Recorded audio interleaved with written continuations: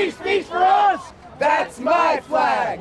That's my flag! My right to carry a gun is more important than somebody else's feelings. We want to see people standing up and saying, we were hurt, we were hit hard, but here we are coming back with it. We want to stop mass killings as well, and we think that one of the best ways to do that is get rid of the gun-free zones. I'm a face for the faceless, and I speak for those brown and black youth that do not have a seat at the table because they deserve a place. NRA, bye-bye! Hundreds of people on both sides of the gun issue in America are outside of the NRA today, yelling at each other, chanting, both hoping to be heard. Oh, I'm sorry, your liberal tears can't hear me, okay.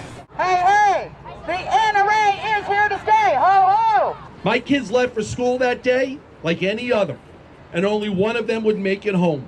My daughter, Jamie, was shot. To them, they see a gun and they think death. To me, I see a gun and I think a fun trip to the range.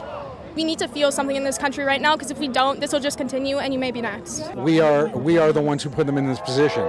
We allowed the politics to become what they were. Is there a middle ground to be had on guns? Because both sides are really impassioned. Is there a middle ground? I'm sure there are a lot of things that we can do to ensure the wrong people don't have the weapons that they do. I certainly think there's always middle ground. Very often I engage with the counter protesters. 70-ish% of them just want to start a fuss and yell, but 30% there's great conversation. Honestly, I don't know. They could come out here and they can make all these platitudes and say, well, this is what we want, this is what we want, but that's not going to help. I think we're already at a middle ground. There are already a boatload of regulations in place on firearms, and a lot of them aren't currently being enforced. We want gun reform so we can survive, and what they say is they want guns so they can survive. I think when we find that middle ground, that we all want to survive to become adults, I think when we realize that middle ground and realize that we all have children, we all cry the same tears, we have the same blood, I think that right there, I think that's the middle ground. Vote them out!